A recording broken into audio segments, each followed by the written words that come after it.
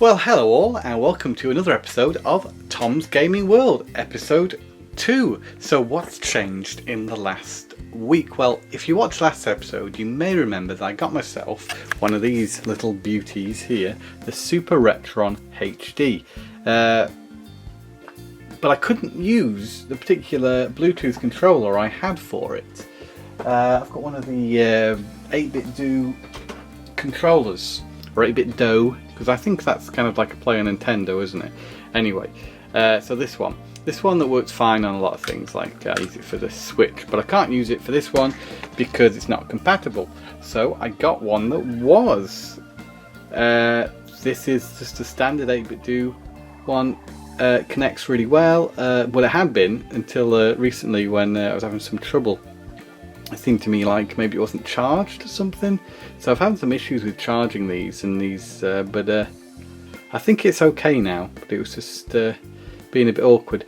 But yeah, wireless devices, they've never really been my friend, wireless devices, from the Mac wireless keyboards and mice to things like this, where you actually have to establish that wireless connection through some sort of doohickey like we have there. And also bear in mind, I've got a computer here, so I had to turn Bluetooth off on that because I've had some of these controllers connect to multiple things, and just to keep safe then I've turned the Bluetooth off. Anyway, this works fine, works very well actually. It's a comfortable controller just like the other one I had, but of course it's got a few less buttons and it doesn't rumble. That's fine when you're playing, that's how it should be, playing Super Nintendo.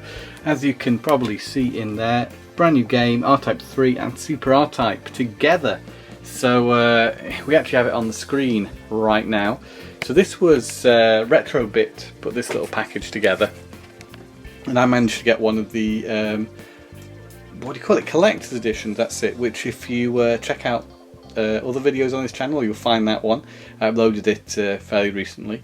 That's we did an unboxing of the special edition, so if that sounds like your cup of tea, go and check that video out.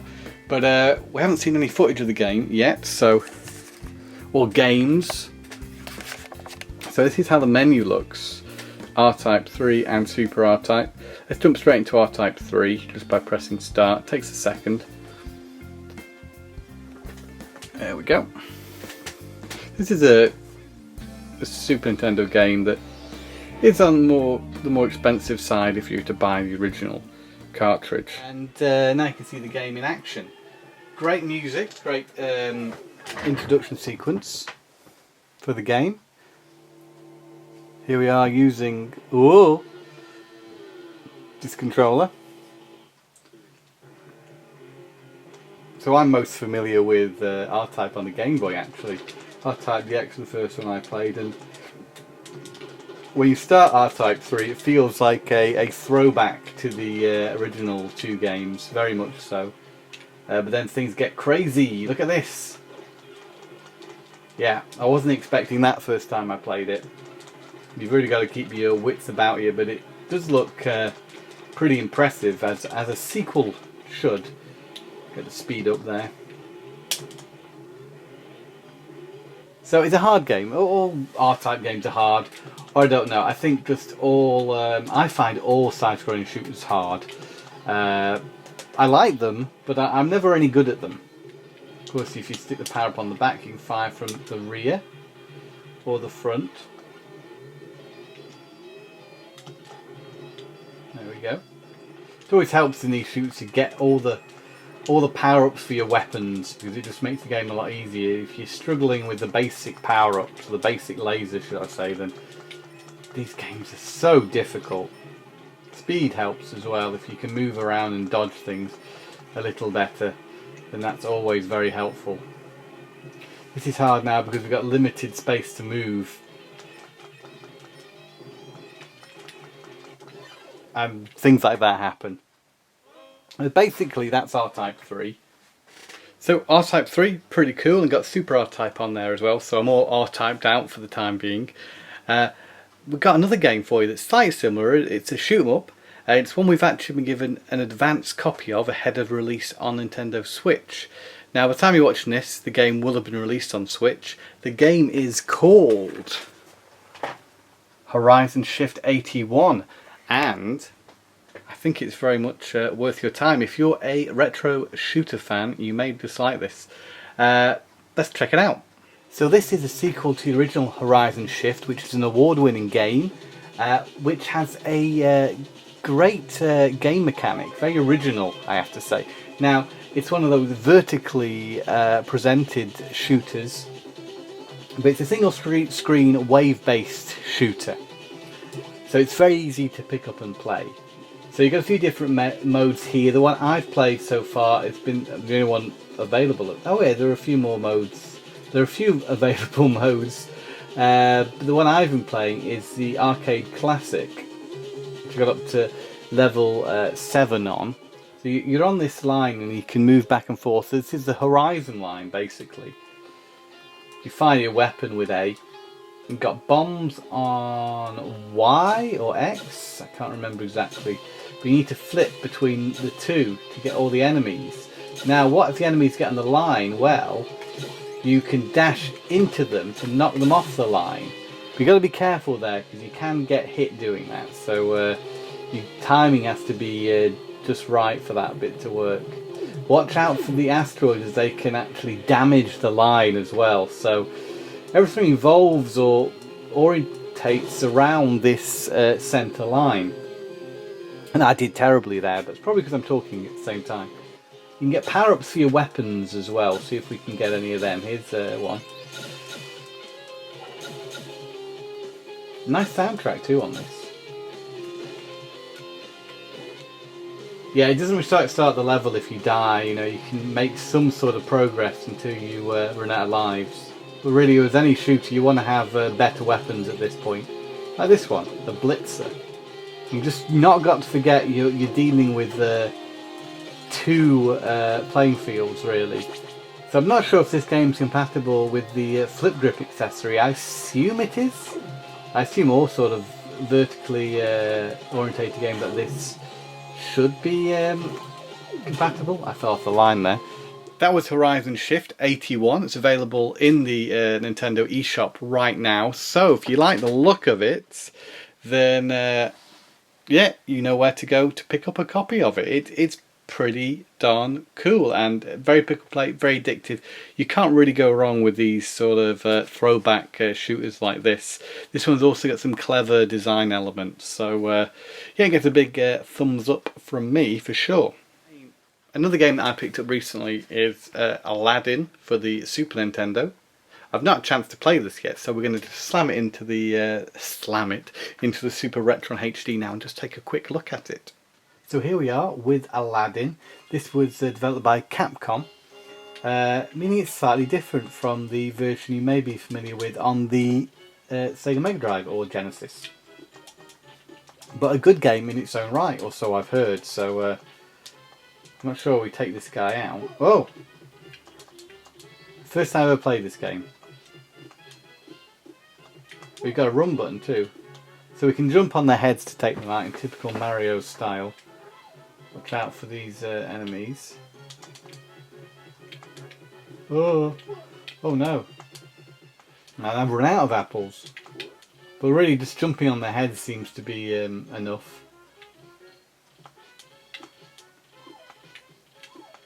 I like this swinging.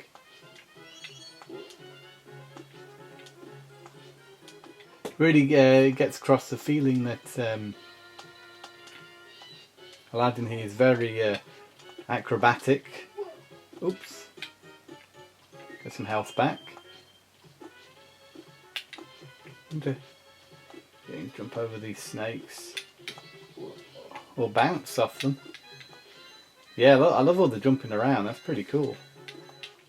This is a good side-scrolling platformer, I have to say. Aladdin. There's my thumb. Get the thumbs up. And here we are in the retro room. So has anything changed in here this time? Well, yes, it has. Over here, you'll see my Super Nintendo, or you will do once I uncover it. Handy cover, this one. There we go. I think it's made by Printer Boy. Check them out online. So this is actually not the same Super Nintendo you saw last time. This is a newer one, which has a built-in switcher on the reset button to switch between regions. No little switches on the side there. This is my upgrade. So I'll show you a little bit about how it works. So you notice this green light in here. Basically what this green light is it will force any game regardless into 60 Hertz. So that's pretty cool. Now it doesn't force all PAL games into 60 Hertz, which is, as you can see here, full screen. There are certain PAL games that won't play when we're in this green mode. We'll try and find one now. So here's Donkey Kong Country, the PAL version of Donkey Kong Country. Will this play in the green mode? Okay, so this is playing in the green. In a few seconds it will kick into 60 Hertz. Do you see it there? That's if the game is compatible, and as you can see here, it is not. So we have to change this. What do we do? Hold it down. Now we're in red. Basically, we turn it back on again. We're now playing in 50, I think. So this will make sure your game plays in the region it is intended to. For this one, it's 50 Hertz PAL. Fortunately, we can't force this game into 60 Hertz. It's one of them that doesn't do it. However, there are some PAL games that will let you play in 60 Hertz. Here is UN Squadron playing in 50 Hertz. The PAL version.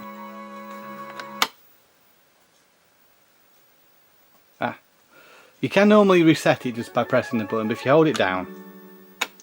Now we're playing...